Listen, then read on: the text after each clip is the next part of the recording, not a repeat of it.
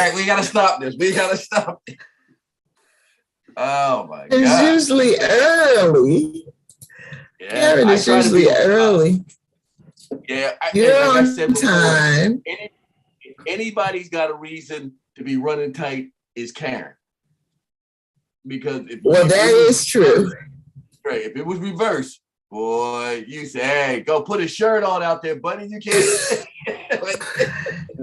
I'm getting that is true. That is true. Coming over there. I said, oh my God. Well, I hope she comes on. I haven't heard she's not going to be here, so I'm guessing she's coming. But anyway, we are now live, so okay, and recording, and we can go ahead and get started and do Karen's introduction when she gets here. Okay. You want to do it? You want me to do it? I'll do it. Okay. Welcome to the book club, Cluster 3, Reading for Change. My name is Leon Salter. I'm in Blackwood, New Jersey. Cost of admission for this book club, this particular episode, is Begin Again by Eddie Glaude. All right, and I am Michelle Odom, and I've paid the price of the ticket, thanks to Leon, and I'm glad to be here. All right, we are glad to have you. We're glad to have you. And I'm not sure if this ties in, but I really believe it does. The girls out of Delaware State who were stopped in Georgia. I don't know if I heard. I don't know if I heard about that. Yeah. Okay. Well, we'll wait for Karen to come on in. Okay. Hey, Karen. Hi. Hello, Karen. So glad you made it. Thank you. Let's have your introduction so we can go on. I'm Karen Johnson, and I'm located in Salt Lake City, and this is my book. All right. We all paid up. All paid in full. All paid in full. This was a library book. You got to get it back now. So you were saying, Leon? No, I was asking. The girl that was stopped. So there was the lacrosse team from Delaware State University was coming home, and they were stopped in Georgia. And it turned into a full-blown drug search. When? Recently or a while back? About 3 weeks ago when it actually happened. Oh, okay. I didn't hear that. Yeah. So, everybody's outraged. Then, it was just the lies. And they claimed that they didn't go through any personal items. They also claimed that the dog alerted on something, which nothing like that happened. And they came in with this long speech to the team and, we're going to find something and it's better that you tell us now, blah, blah, blah. Asked this one girl, it's a wrap package. And I got it from my aunt. What's in it? I don't know. It was a package. It was a gift. And they opened that. And then the sheriff, who happens to be Black, says nobody's personal stuff was open. But on the body cam stuff that they gave, you could actually see that. Mm-hmm. So here again, we're traumatized, we're victimized, and it's just like, okay, just pick up your pieces and go. At the end of this whole ordeal, have a nice day. Wow. That's what the officer said. So of course, I didn't know if this kind of incident falls into the same thing as far as what happened in Buffalo, what happens in other parts of the country as far as actually, traumatizing, physically traumatizing, mentally traumatizing our people on a regular. Well, I think it does. And I think both situations fall in line with what Dr. Glaude is talking about in our book, Begin Again. Of course, today is our final discussion on this book, but I did want us to take a few minutes to talk about the Buffalo showing today. Have you heard about that yet, Karen? Yeah, I read something briefly. Yeah.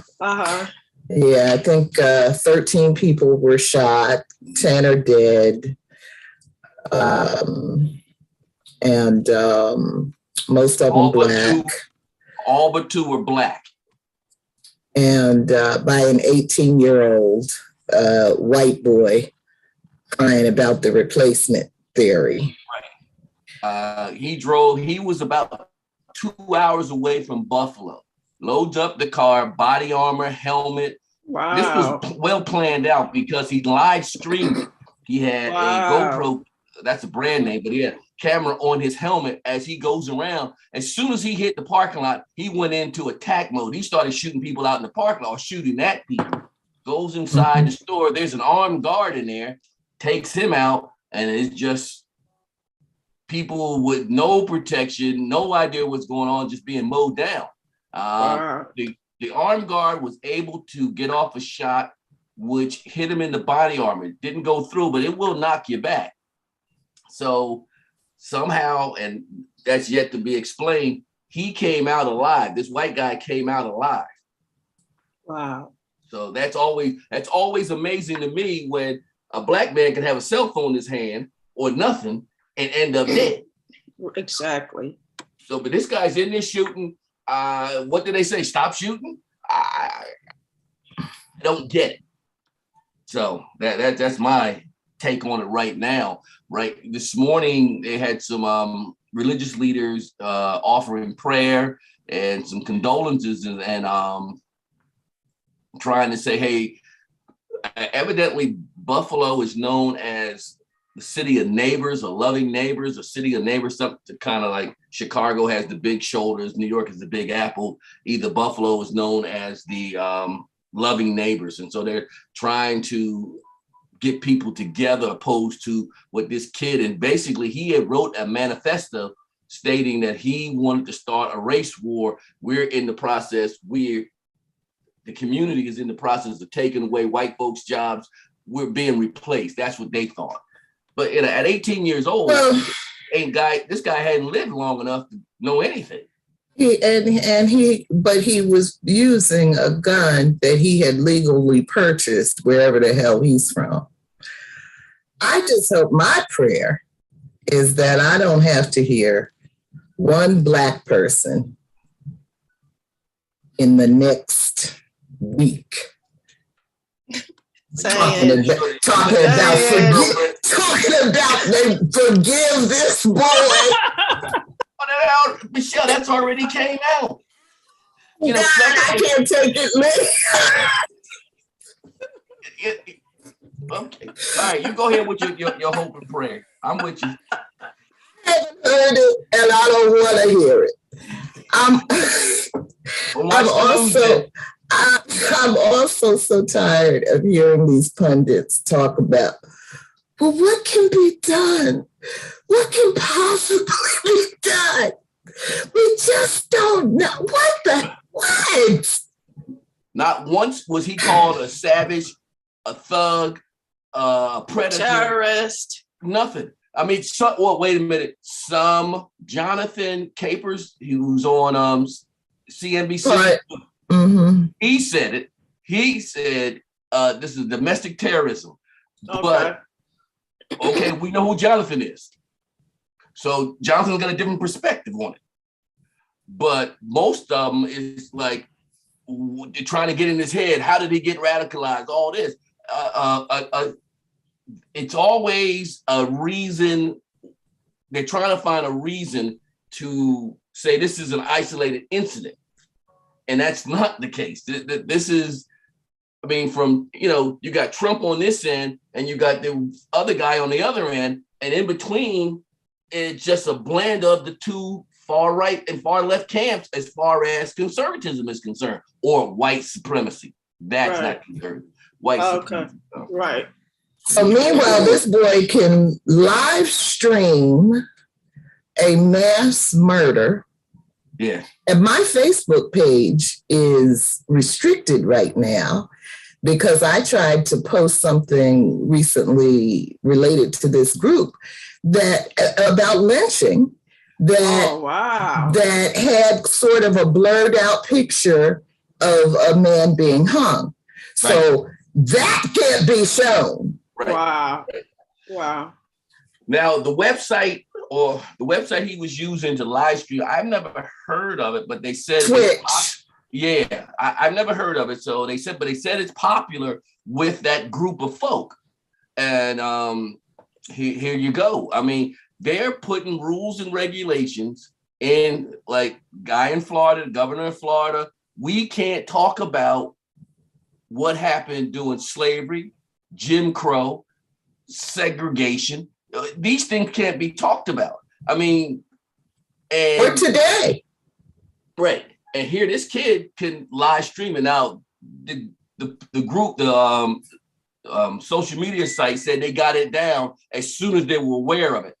How long was that? Who knows? I heard they got it down within 2 minutes. 2 minutes. Which I suppose is good. Okay. However,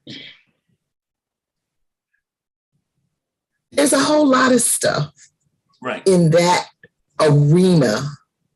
And nobody stops. So foul. Right. Nobody stops.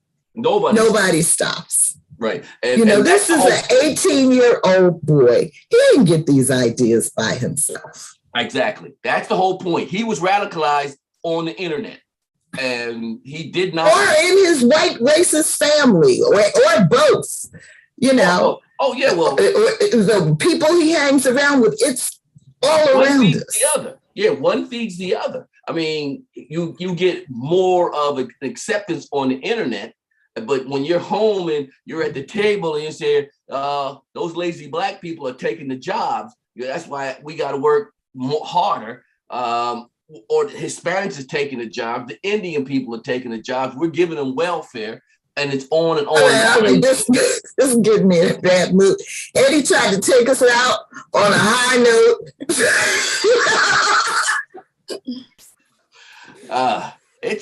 Here we go.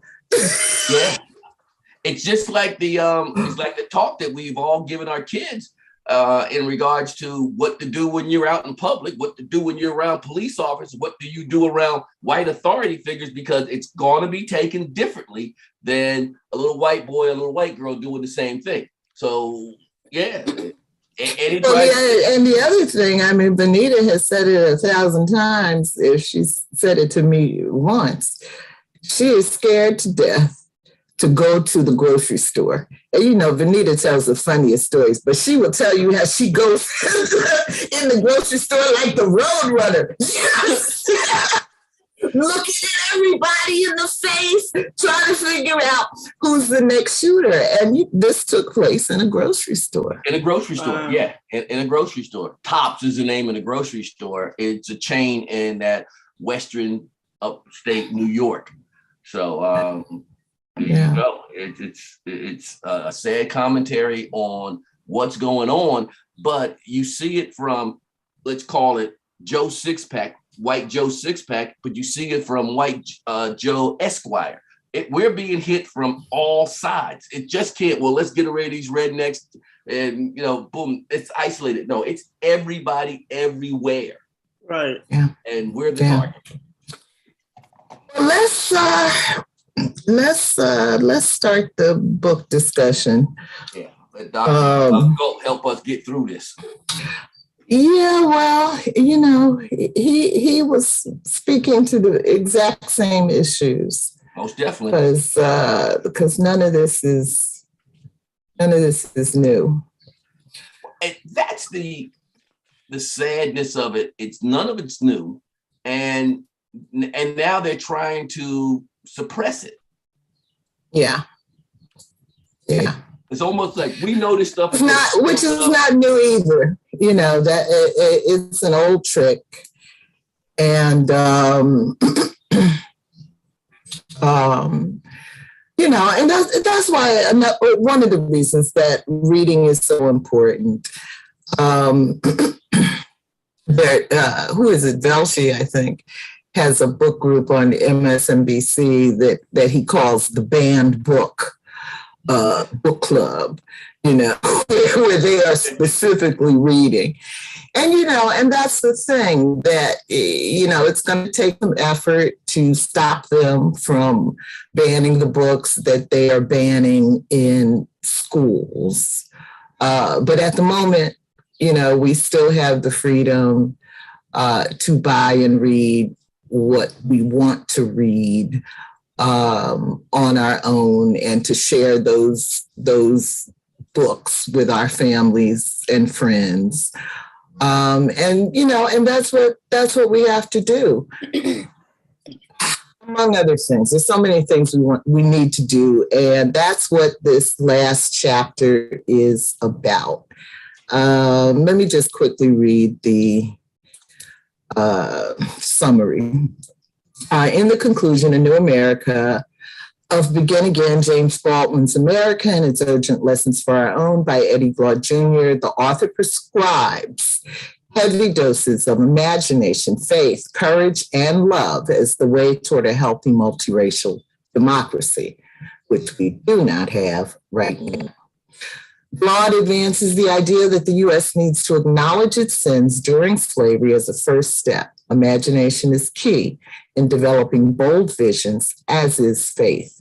Enslaved people understood this and broke free from the world as it was because they imagined the world as it could be. We must also learn to confront our fears, as Baldwin counseled. If you're scared to death, walk toward it, he wrote. Another key is the connective power of love. Love remains the one force that transcends the differences that get in the way of our genuinely living together. Love opens up the rusted lid of the heart, writes Glaude. Without these elements, American culture and political life will continue to be corrupted and a threat to our democracy. The conclusion is also a space where Dr. Glaude recalls when Carol Weinstein took him to visit James Baldwin's gravesite at Ferncliff Cemetery in Hartsdale, New York. It was challenging finding the grave hidden in plain sight. But when they did, Glaude thanked Baldwin and felt he has been waiting all this time to see what we will do with the legacy he bequeathed us. As Toni Morrison said at Baldwin's funeral, yours was a tenderness, a vulnerability that asked everything, expected everything, and like the world's own Merlin, provided us with the ways and means to deliver.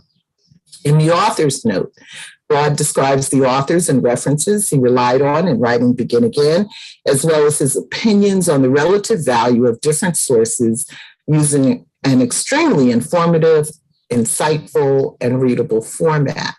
The excerpt from Democracy in Black looks at the illusion of progress for African Americans versus the reality of our shattered lives. Glaude considers the crises engulfing Black America at the time of Obama's first presidency, from devastation by the 2008 recession to the deaths of Trayvon Martin, Michael Brown, Sandra Bland, and so many others. The inefficacy of Black liberals and politicians whom face no accountability mechanism. Democracy in Black calls for a reimagining of Black politics and remaking of American democracy, wrote Glaude.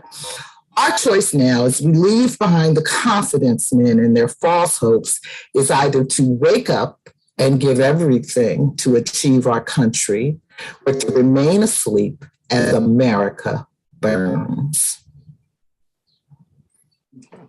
So, comments. Well,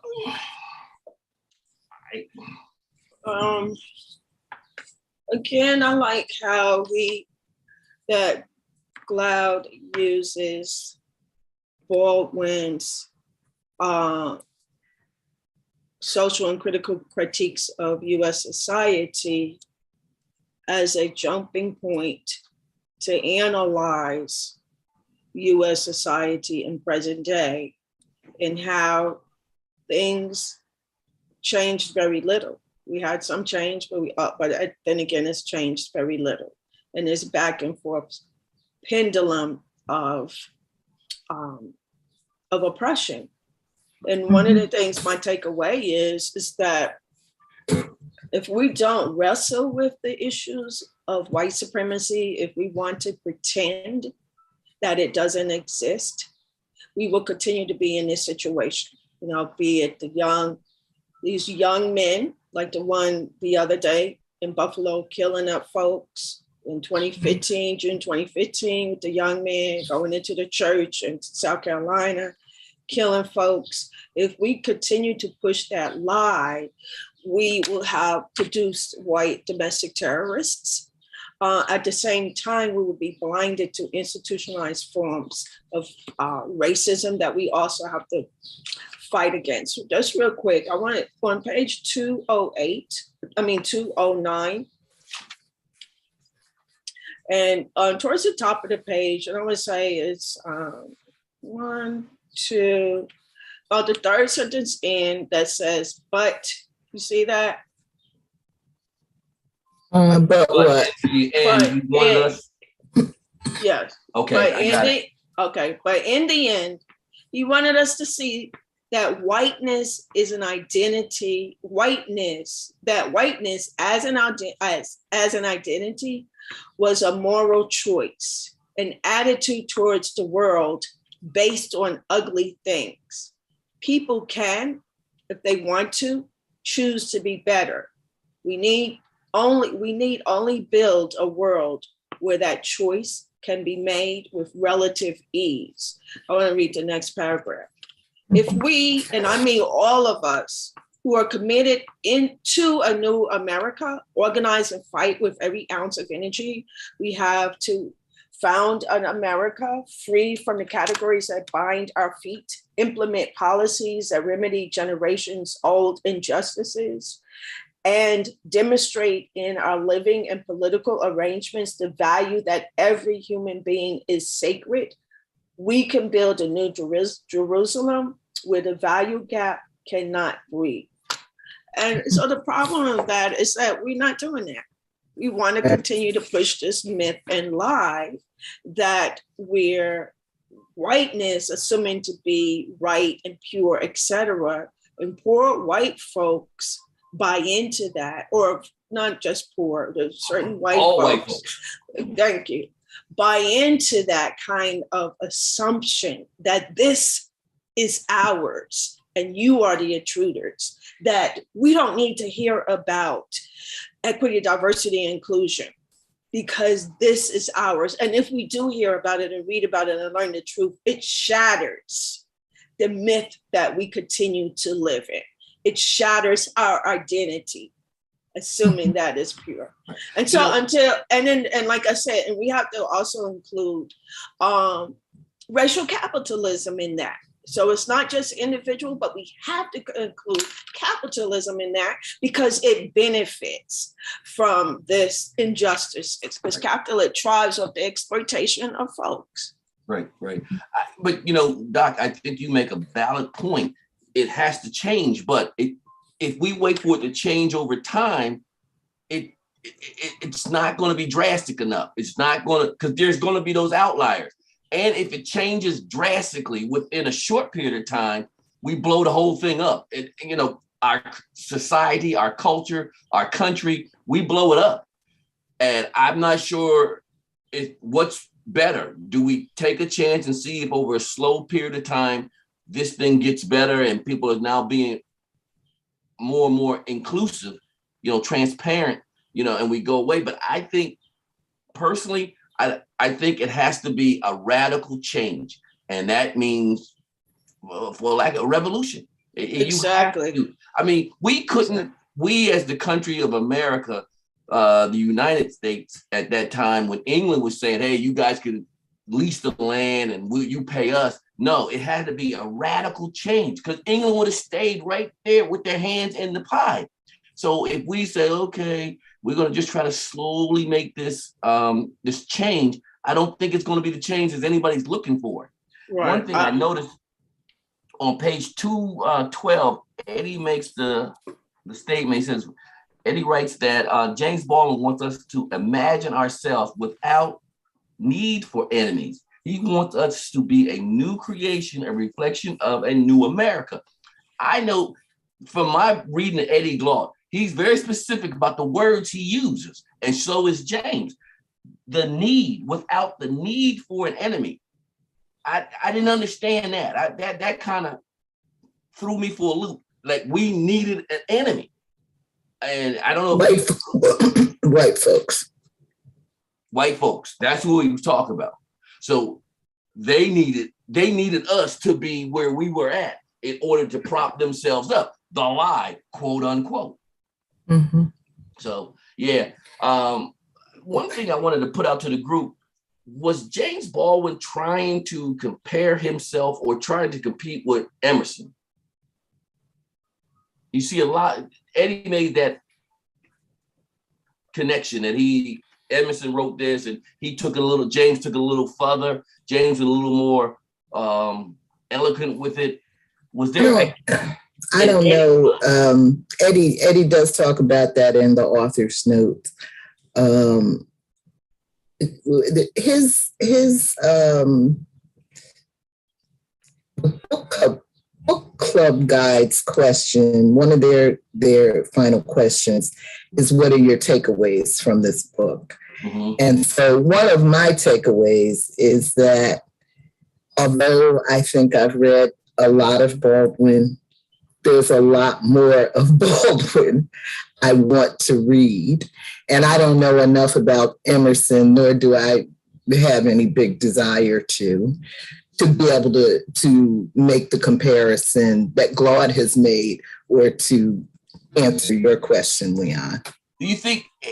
I don't think that I think he was using Emerson as a lens to kind of analyze. You see Emerson as a philosopher and a cultural critic, right? Right. And so he was using him as a lens to analyze and unpack Jimmy Baldwin, the same way that he did it with John Coltrane on that same page that you read, where he said, I liken Jimmy's writing to John Coltrane's. And then he does that. He uses that as a way to unpack Baldwin a little more. So I believe that was the style in which he was attempting to provide a lens to analyze Jimmy Baldwin. Mm-hmm. Okay, but only thing, Doc, it was no, John Coltrane, and you didn't hear about like saxophone, Boney James. It was Coltrane. It wasn't Emerson for Coltrane. And you might be right. And okay, some people thought Emerson was brilliant. I just thought, I personally, if I didn't see the need for the comparison. Okay, that's a valid critique. So I have to point out that you heard it here, folks, on Reading for Change, a collective journey. Leon Salter calling for revolution. I never thought I would live this long. Where am I? Right. Hey, as you said, you have to educate. And what have you done with my friend? You have to read. You have to make yourself knowledgeable of what's going on, and not from the television or the newspaper. Dig deep into it. I mean, there were things I dug deep into, and I thought these things could be changed. And now, as you look at what we read in this book, I mean, I don't think it can be changed over time. I just think it'll be like. But I mean, I'd love to see a revolution, but, as I've said to you several times, there are a lot of great ideas out there. And what sort of interests me at this stage of my life is not finding new good ideas, but really understanding why the good ideas are not being implemented. Right. And revolution is one of those ideas, great ideas. But one of the things it requires is people who are willing to die for what they believe in, because people will die. Right. Good people will die. And we don't have a lot of that I see. You know, I can't even find people willing to have an open and honest conversation on Facebook because somebody might see them and their job will be on the line. You know, so we're talking revolution demands a level of courage that average human beings don't have. So first we got to get over that hurdle before we implement the wonderful idea of revolution. And it's like that down the line. There's wonderful ideals out there. Why aren't we doing them? You know, and so one of the things I wanted to ask Karen, because Africa Sankofa Johnson had mentioned, this was a while back in one of our discussions. You had said that in your younger days, you used to dream about, you know, perhaps expatriating, relocating to Africa, but at this stage, you wouldn't do it. So I wanted you to say more about why you wouldn't do it at this stage, because as great ideas go, to me, that's one maybe we should be considering at this stage as a collective. Okay. Before I answer that, I want to respond to what you were thinking about this country and revolution. One thing about this country is that we are a corporate capitalist consumer society. And so people are indoctrinated in thinking that life, you go on a path of consuming goods, you go on a path of purchasing property, working hard, you know, getting your hustle on and making sure you got the money in your bank and your savings or your investments. And so because we're so indoctrinated with that kind of those ideas, it makes it difficult for people in this society to engage in serious revolutionary acts of resistance. You know, we may see that, we'll see mass protest in European countries. We'll see it in Latin American countries. We'll see it in Asian countries, but we do not see that here because of how we live. We have one of the highest standards of living on the face of the earth. And because we're so caught up into being consumers, that's why we don't see that. But with regards to me, one of the things I was, you know, when you're young, you're idealistic, you're studying, you know, I studied revolutionary thought, Mao and Lenin and Marxism, etc. And so I had a vision. And plus when I grew, and then there were during the time also in the 70s, you had former colonized nations on the continent of Africa engaging in forms of resistance and overthrowing the change of colonialism, right? And so that as a young person in reading these philosophies, and then during the time frame of the 70s, we had a lot of nations, it gave me hope to envision a different kind of world. But now as an older person, a senior citizen, I'm like, I want to be comfortable. I mean, I want revolution because I am tired of how we're living here. I do not like how we live in this society. And I do not like how we throw away senior citizens. I do not like this inequities of the haves and the have-nots, right? I am fortunate to, you know, be a high income working person, right? But at the same time, I look at the different African nations and see a whole lot of trauma there. I do not see the revolution lasting because a lot of these heads of states, people were assassinated, you know, in Kenya, in Ghana, in Burkina Faso, and etc. Mozambique, you had really strong revolutionary folks who had a vision of Africa, even as early as Libya, where Gaddafi wanted to unify the continent of Africa. And our brother, Obama, had that being murdered, okay? He's him and Hillary. And so I'm looking at, there's turmoil. There's turmoil on the continent because you will always have enemies within who will sabotage the revolution. And in this country, the same thing. You have people who infiltrate groups, even if it's a group that's protesting about the environment. You will have agents provocateurs in these groups. Yes. Trying to cause discord and overthrow. Somebody might be climbing a tree and don't want the tree to get cut down, but then you have a spy in that group trying to sabotage that. Right. So to be honest, I'm trying to hold on to hope. And at this point in my life, I don't have a lot of hope, unfortunately. Right. Yeah. I agree. Doc, she's right. It is hard. As we get older, we get comfortable, and then you're saying it's the hope is just dwindling away.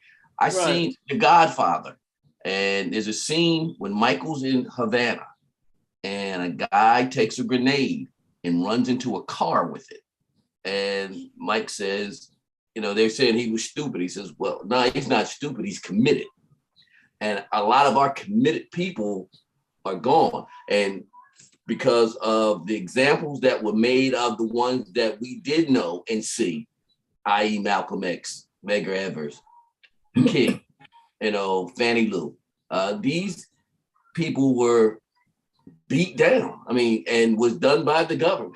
Right. It was done by our government. And so now we're saying, okay, how do I just get along and move on? Right. I think that's where we're at. But I think we're having a lot of catastrophic situations. I'm talking about these 10 people just mowed down going to the grocery store. Right. I'm not sure what the next big one will be that's going to put people on the streets, because we done seen it from little kids in Connecticut, people marching in Charlottesville, going to the grocery store, you name it, they've done it. And we're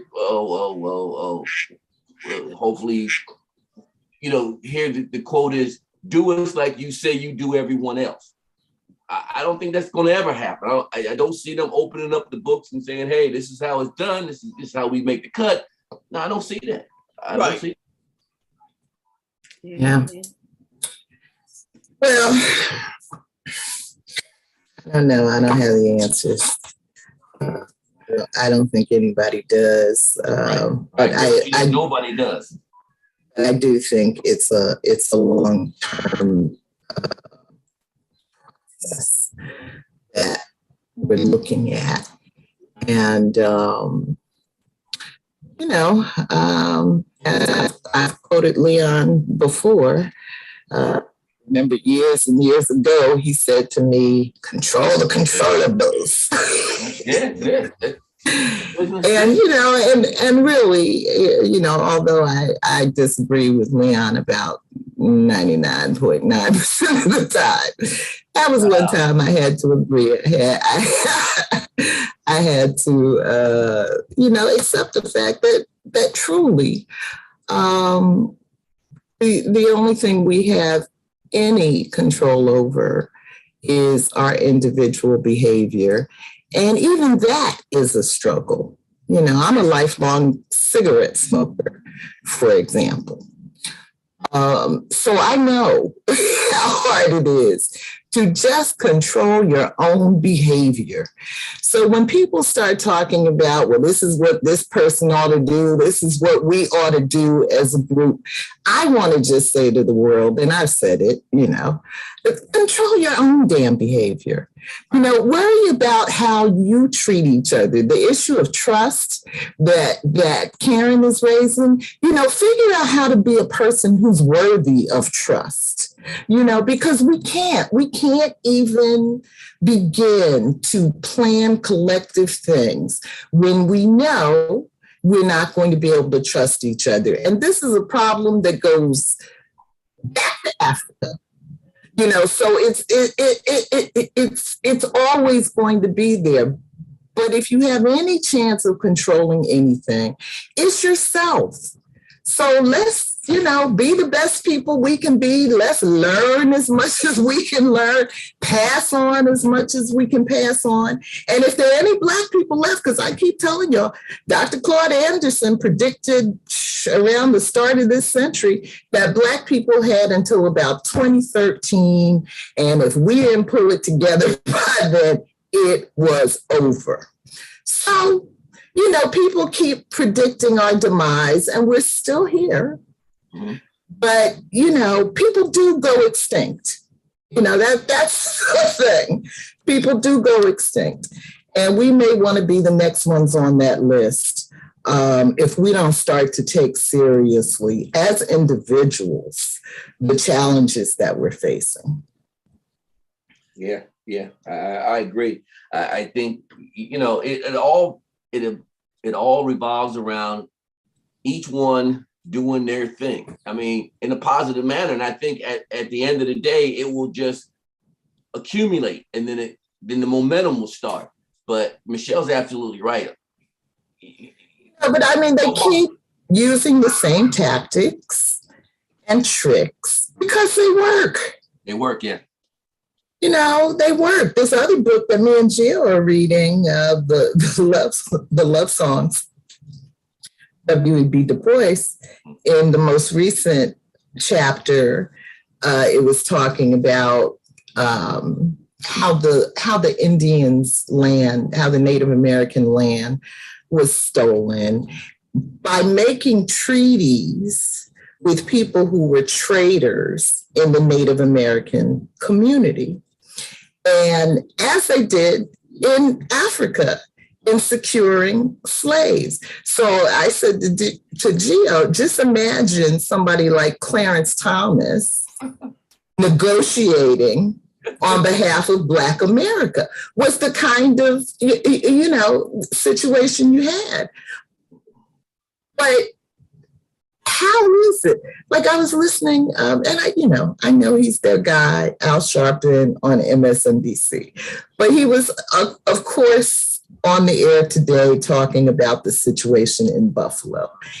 And I just kept saying to myself, is there nobody else ever? I know you got him on contract. I know that's your guy, but how is it we keep tuning in to these people that have been selected to be our spokespeople? Right. And that's part of the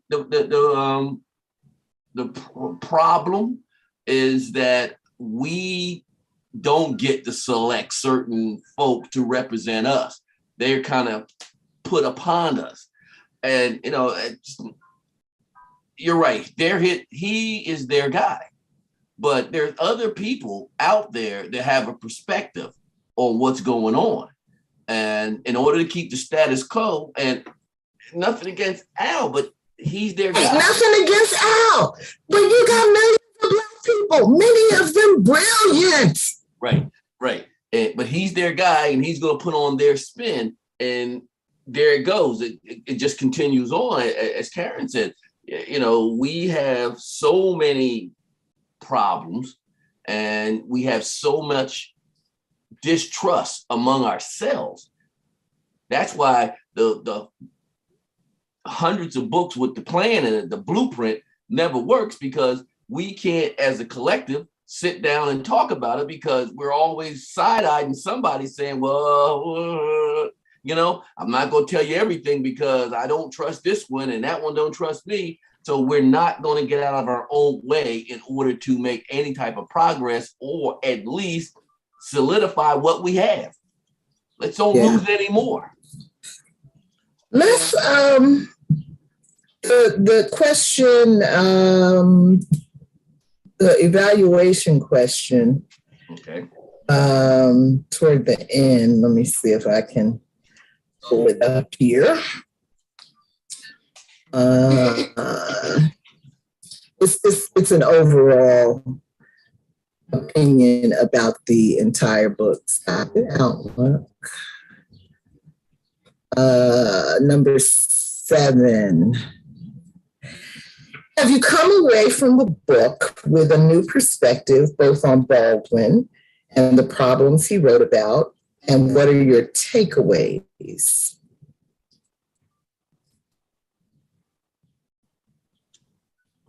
Well, like I said, I want to read some more Baldwin. Go ahead, Karen. I guess the takeaway is what I had articulated in the beginning. Using, how my takeaway is how Baldwin and some of these, intellectual and activist scholars such as Baldwin and others are important people to look at, to analyze where we need to be today, because for them, they grew up where racial oppression was entrenched through the laws, right? Through the laws such as Jim Crow laws, et cetera. And even though we made progress, and coming through the civil rights movement, et cetera, these were people, like you said, Michelle, who were committed to, who were idealistic, and who envisioned a different kind of America. And so my takeaway is to look back on some of these people's lives, Baldwin and others, Fannie Lou Hamer, Satima Clark, et cetera, to look at what they went through during the time when we had laws that were so entrenched in society, and people were getting lynched. But these people were bold enough to stand up and speak out and envision another America and to engage in activist work. And so their stories are worth remembering. Their lessons in which they left for us, the blueprints, their ideas, et cetera, give us a guide, if you will, to look at, study, understand, and then for present day, see how some are applicable or give us inspiration to forge another kind of way of envisioning this society. But I'm with Leon, though. We need a revolution. We need a revolution. One of my takeaways is that things are only getting worse since Glaude published this book. We're not moving it doesn't appear. Certainly it doesn't appear on a governmental collective level as if we are moving in the direction that Glaude prescribes. And, I would be remiss not to mention the leaked Supreme Court opinion on abortion and how it appears that they are about to overturn Roe v. Wade. And, and it's hard not to see that as just the beginning of one by one taking our rights away. And it's not even the beginning, because really when they started not supporting voting rights, right, that to me is more the beginning of rights being taken away or not defended. But we've yet to pass, substantial voting rights reform in Congress. And of course, the other day, Congress failed once again, as they knew they would, to pass the Women's Health Protection Act. So it's hard not to believe that we are, really at the start of a very, very ugly period in terms of human rights. Yeah. Yeah.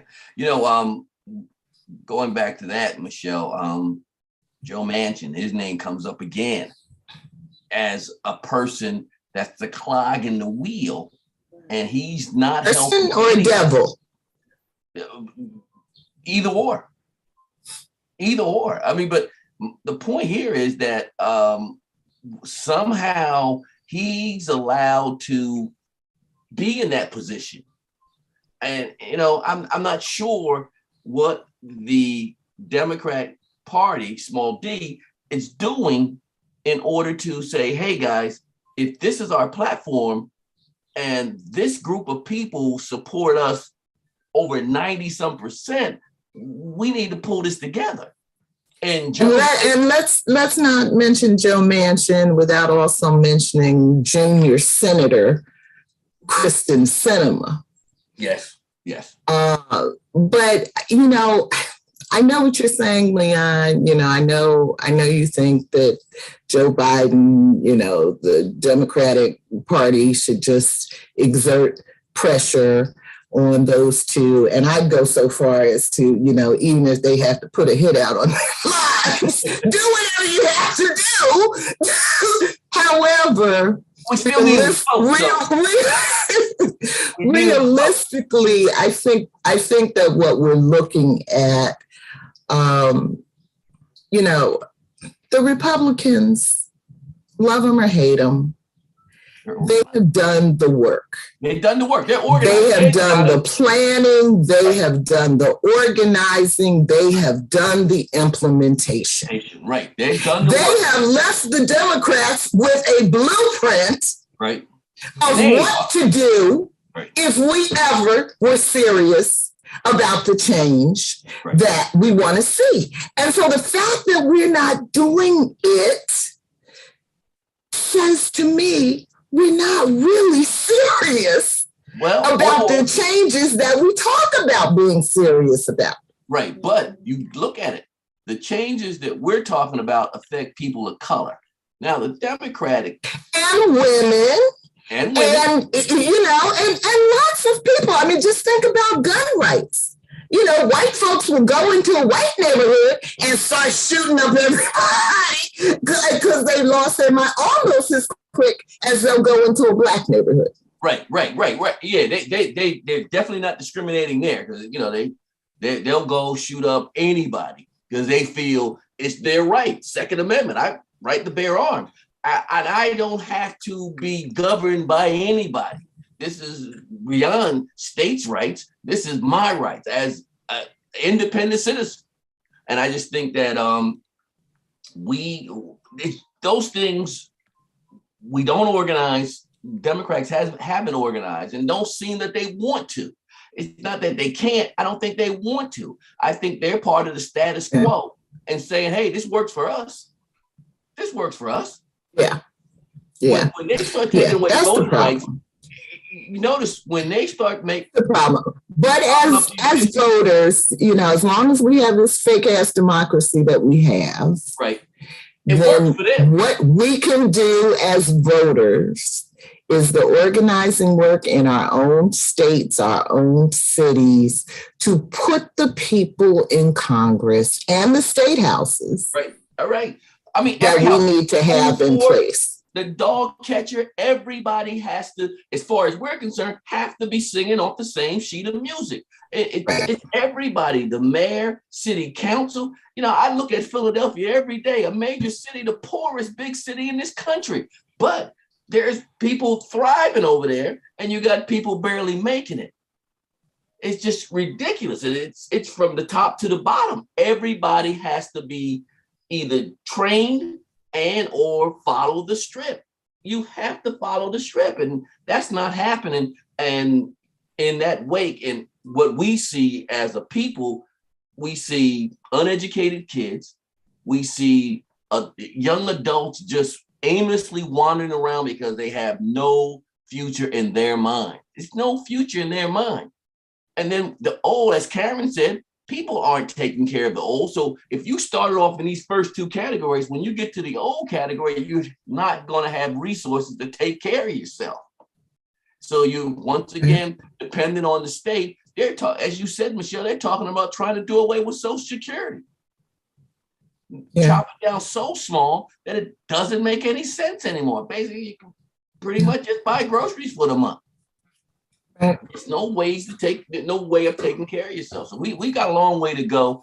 And I guess it all starts with us individually. You know, make a commitment, stick to the commitment, and say, hey, this is what we want to do. Right. And then also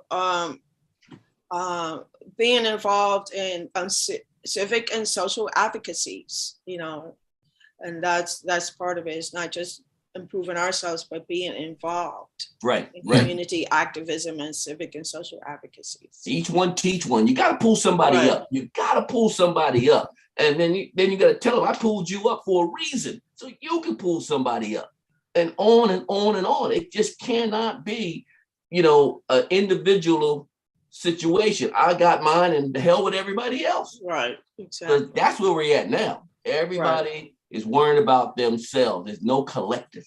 And that's the problem of capitalism. Right. Yeah, exactly. Absolutely. Absolutely. Yeah. So let's move to question 8, which is really about the future, right? And so the first question is, do we still feel like we want to read another book together? I do. I do. Mm-hmm. Yeah, I'm interested. Okay, unanimous. So then it's a question of what we want to read. And of course, I have the one book listed here that Leon had previously mentioned, but this morning I finished a document that has some other ideas in it. Let me see if I can bring it up. Share screen, book ideas. Come on, what's going on?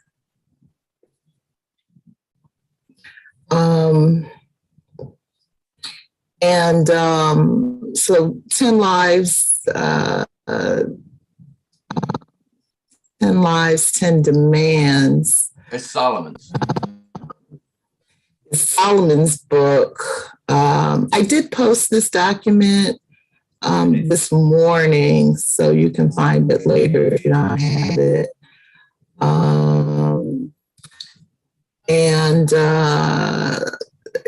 I don't know if Leon's still interested in that one, but one that is similar. Well, Leon, why don't you read the description here for 10 Lives? Solomon. Where does it start? I think it starts here.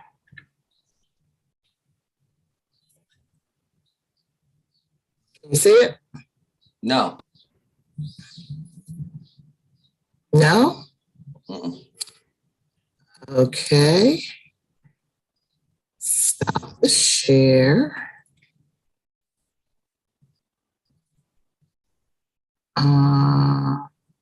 Okay, maybe my share thing is screwing up because. So you had to come out of the, click out of the thing and then go back and share. Yeah, I thought. Oh, okay, there we go. Right. We got it. Okay.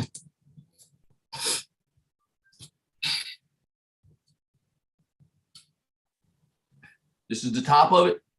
Yeah. I got told through the powerful stories of Black lives that were ravaged by racism. This manifesto holds 10 demands to rectify racial injustice. Told through his perspective as an advocate, acclaimed commentator Solomon Jones tells the stories of real people who live and death, whose lives and death pushed the Black Lives Matter movement forward. He explained. Oh, sorry. Sorry. He explained how each act of violence was incited by a specific instance of structural racism and details concrete and actionable strategies to address crime committed by our justice system. These stories and strategies, these stories and strategies are critical resources for social justice activists looking to further their anti-racist education.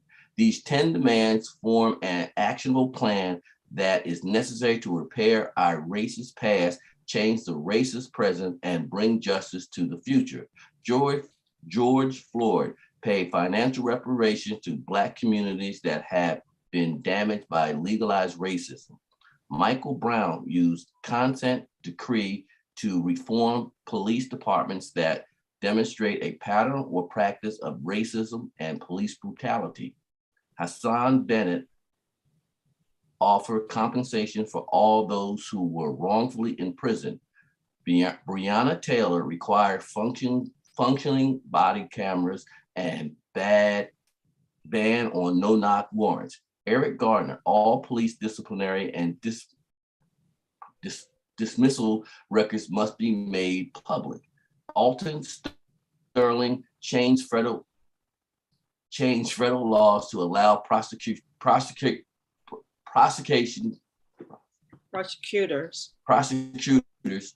to flagrant lawbreakers within police department. Tamir Rice used independent prosecutors to eliminate prosecutorial conflicts of interest. Okay. Tavon Martin eliminate stand your ground laws. Deborah Dammer defund the police and move funds to train social workers, mental health professionals, and conflict resolution specialists. Sandra Bland end racial profiling. Solomon Jones is an award. Yeah, we could skip that part. That's about the author. Okay. One that I'm interested in, which is maybe not, it's also a prescriptive kind of book. It's Allow Me to Retort, A Black Guy's Guide to the Constitution by Elie Mystal. Allow Me to Retort is an easily digestible argument about what rights we have, what rights Republicans are trying to take away, and how to stop them. Mystal explains how to protect the rights of women and people of color instead of cowering to the absolutism of gun owners and bigots. He explains the legal way to stop everything from police brutality to political gerrymandering, just by changing a few judges and justices. He strips out all of the fancy jargon conservatives like to hide behind and lays bare the truth of their project to keep America forever tethered to its slaveholding past. Mystal brings this trademark humor, expertise, and rhetorical flair to explain concepts like substantive due process and the right for the LGBTQ community to buy a cake, and to arm readers with the knowledge to defend themselves against conservatives who want everybody to live under the yoke of 18th century white men. The same tactics Mystal uses to defend the idea of a fair and equal society on MSNBC and CNN are in this book for anybody who wants to deploy them on social media. You don't need to be a legal scholar to understand your own rights. You don't need to accept the whites-only theory of equality pushed by conservative judges. You can read this book to understand the Constitution is trash, but doesn't have to be. And both Solomon Jones and Elie Mystal are Black men. And then this one that I'm also very interested in is by a Black woman, Michelle Goodwin. It's called Policing the Womb, Invisible Women and the Criminalization of Motherhood. Policing the Womb brings to life the chilling ways in which women have become the targets of secretive state surveillance of their pregnancies. Michelle Goodwin expands the reproductive health and rights debate beyond abortion to include how legislators increasingly turn to criminalizing women for miscarriages, stillbirths, and threatening the health of their pregnancies. The horrific results include women giving birth while shackled in leg irons, in solitary confinement, and even delivering in prison toilets. In some states, pregnancy has become a bargaining chip with prosecutors, offering reduced sentences in exchange for women agreeing to be sterilized. The author shows how prosecutors may abuse laws and infringe women's rights in the process, sometimes with the complicity of medical providers who disclose private patient information to law enforcement. Often, the women most affected are poor, and of color. Goodwin warns, however, poor women are simply the canaries in the coal mine, as some legislators now claim that women's constitutional rights equal that of embryos and fetuses. In this timely book, Michelle Goodwin brings to light how the unrestrained efforts to punish and police women's reproduction has led to the United States being the deadliest country in the developed world for pregnant women. And Michelle Goodwin herself has a really compelling story. She was impregnated at the age of 12 years old, I believe, by her father. And she's really a brilliant Black woman. She's been on the podcast circuit lately, so she's really been on my mind. Karen, why don't you read this one? This is one that you had suggested. Which one? To govern the globe. Oh, and temporaneous narrative.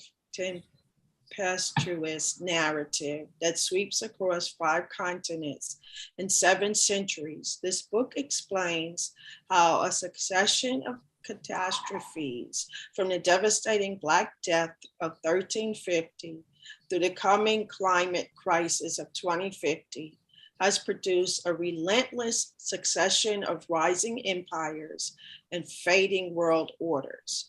During the long centuries of Iberian and British imperial rule, the quest for new forms of energy led to the development of the colonial sugar plantation as a uniquely profitable kind of commerce. In a time when issues of race and social justice have arisen with pressing urgency, the book explains how the plantation's extraordinary profitability relied on a production system that literally worked the slaves to death, creating an insatiable appetite for new captives that made the African slave trade a central feature of modern capitalism for over 4 centuries. After surveying past centuries ruled by imperial wars, national revolutions, and the struggle for human rights, the closing chapters use as hard-won insights to peer through the present and into the future. By rendering often off-peak environmental science in lucid prose, the book explains how climate change and changing world orders will shape the life opportunities for younger generations born at the start of this century during the coming decades that will serve as the signposts of their lives, 2030, 2050, 2070, and beyond. Okay. And then our website, the Hot Reading Leads page, has a lot more ideas, and Karen has a lot more ideas than that. So my question at this point is, do we want to take some time to generate more ideas? Do we want to consider something that's here already? And how do we want to make the decision about what to read? Oh, and when do we want to read it? Right. I think we got enough choices now. I mean, the more choices, it just makes it more difficult. There's a lot of stuff out there. yeah. Plenty out there, and we got a lifetime to get through it. I think I've got enough to make a decision. Do we want to talk about the summertime? Because I know a lot of folks have plans, but with the Zoom, you can do it on your phone, but I'm not trying to, script anybody's life. When you're on vacation, you cut off everything. At least I try to, I don't call me. I'm on vacation. Right. So the thing about me is, so I'm publicly making this announcement, is that I retired. I put in and let my job know that I'm retiring. And at the Congratulations. At the end of what? Oh, so July 1st, I get my last paycheck from the university. Wow, congratulations. Well, we'll see. Sometimes I regret that decision because I'm like, oh no, now I gotta find a new identity. And, well, anyway,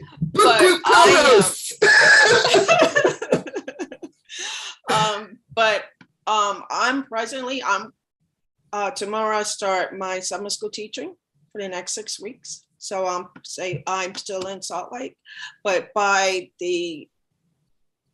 goal is to be out of Salt Lake City at least by the 3rd week in July. So I'm in. Where are you going? Atlanta. Oh, okay. Hot Atlanta. There you go. So that's what so if we start right away, it'll be some interruptions because then I have to do that transition. Mm-hmm. Understood. Yeah. Leon, your schedule? It's busier during the summertime because just the nature of the business. I got a business trip first week in June. I'll be gone that week, but here again, I can do that from the hotel room. But that's just, it should be Tuesday through Friday. I should be back Friday night, Saturday morning at the latest. So that's the only thing right now I know I got on my schedule. Other than work. Okay, well, today is May 15th. I could use a few weeks off. Okay. For sure. So let's see, if we took a month off and started back on Sunday, June 19th, then Karen, how might that work for you with your still working, still moving schedule? So I'll be here because the summer class ends that next, ends what, on the 26th or something like that. I mean, I can stay. I mean, I could start. That's what I mean. But okay. By July, I won't. I will have to stop. So I could start at June, but by July. And how long would you have to stop in July, do you think? I may be able to do it for the first 2 weeks in July, but then I will have to stop because I will be cutting stuff off and moving my furniture, getting my furniture packed. So I'll probably up until maybe July 2nd. And I mean the second week in July.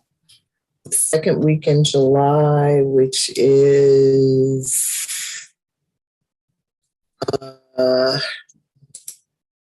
July. You think you'd still be available on July 10th? I should be. So what if we went June 19th through July 10th, which is 4 weeks. And, I like to take a break after 4 or 5 weeks anyway. Right. And then how much time off do you think you would need, Karen? I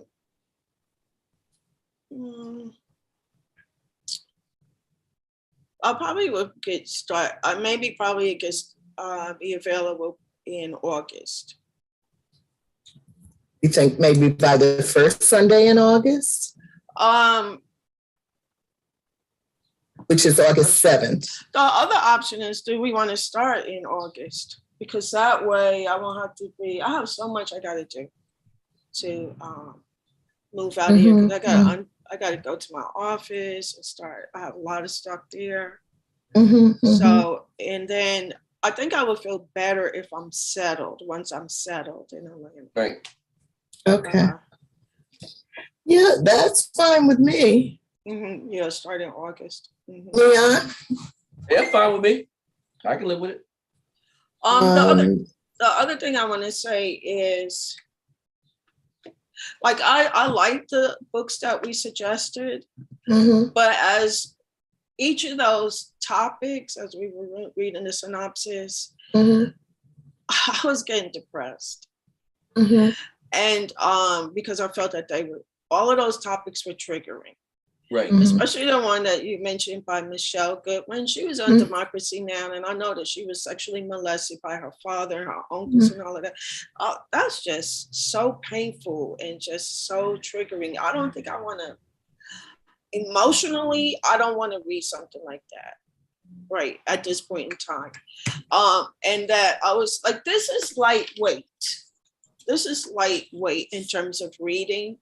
And for me, that I wouldn't mind reading something that we can unpack, but it doesn't conjure up the traumas that we as a people have been subjected to.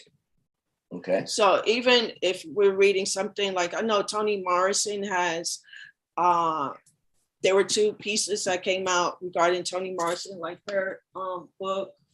I haven't read this. The Source of Self-Regard, Selected Essays, Speeches, and Meditations. I'm thinking that might be important, but not triggering our trauma. Alice Walker's got a new book out too. Oh, is it the one that, is it this one? Gathering Blossoms? Yes. Michelle. Okay, so, Valerie Boyd, what she did was she took her journals. This would be a good one, probably. I don't know. I was just thinking about something that we can think about and critique, but it doesn't have, at least for me, strong triggers of our trauma, because right now I can't deal with that. Okay. Well, let's deal with one question at a time. Let's deal with the date. All right. How do you feel about starting in August, Leon? August works for me. All right. And what day in August? Is it going to be the 14th or the 7th? Right. Karen? So when you say August, you're thinking about on a Sunday? Yeah. Yeah.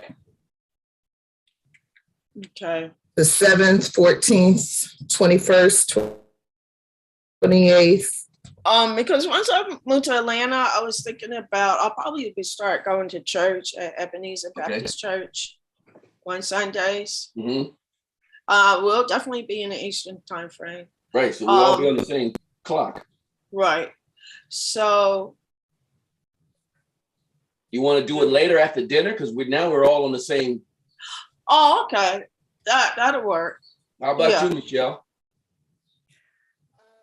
Yeah, I can do it. I can do it later. So let's first pick a date. All right. August 7th, 14th, 21st, 28th. Let's try maybe August 14th, because I might be a little bit more settled by then. All right, let's pick a time. 4:30, 5 o'clock. I mean, this way, at least I'll be winding my day down. I'd be a little more coming in the house, or at least sitting on the deck, if nothing else. Right. Church is out of the way. Right. And so, 4:30, 5 o'clock works for me. Okay, let's say 4:30. 4:30. Okay, so now what are we going to do about choosing a book? So you want to You want to generate some more ideas? I personally would love to. Alice Walker, I mean, between Alice Walker and James Baldwin, you talk about my favorite two writers in the world. So, I don't need to know another fact, but Alice Walker, I actually was going to suggest that one because, the global Black feminists are coming to a close at the end of May. And so we have to go into the process of figuring out what we're going to do next. And I really was hoping that there could be something that we could all read together. Well, as I'm flipping through this is so what Valerie Boyd, the late Valerie Boyd, did was she got the journal entries, the different journals of Alice Walker, and she pulled that together. And that's what this is, like June 5th. And then she has these entries, June 5th, 1976, April 19th. Whatever Alice Walker was thinking about, I want to know. Okay. All right. That's a vote for Alice Walker, I can tell you. So yeah, I would vote for that one. Or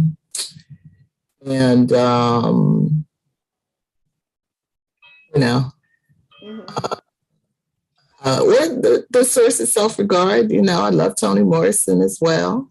There's a lot of good stuff out there. So yeah. That's what I'm saying. Do we want to take it? Do we want to take a little time, since we have time before we start, to look around and maybe, see if there's something else that catches our eye, or, okay. Well, I mean, at this point, I still stand on my statement. The more we look, the more choices. There's a lot of great writers out there. Yeah. And as we keep adding stuff to the fire, I mean. All right. So we've got a handful of great choices right among what, All right. Doc's point, but we know that I would love the Alice Walker book. Leon, Karen. I'll go with Alice Walker. Yeah. Uh-huh. All right, we have a book. Okay. Alice Walker, Valerie Boyd, Gathering Blossoms. And August 14th at 4:30 p.m. That's it.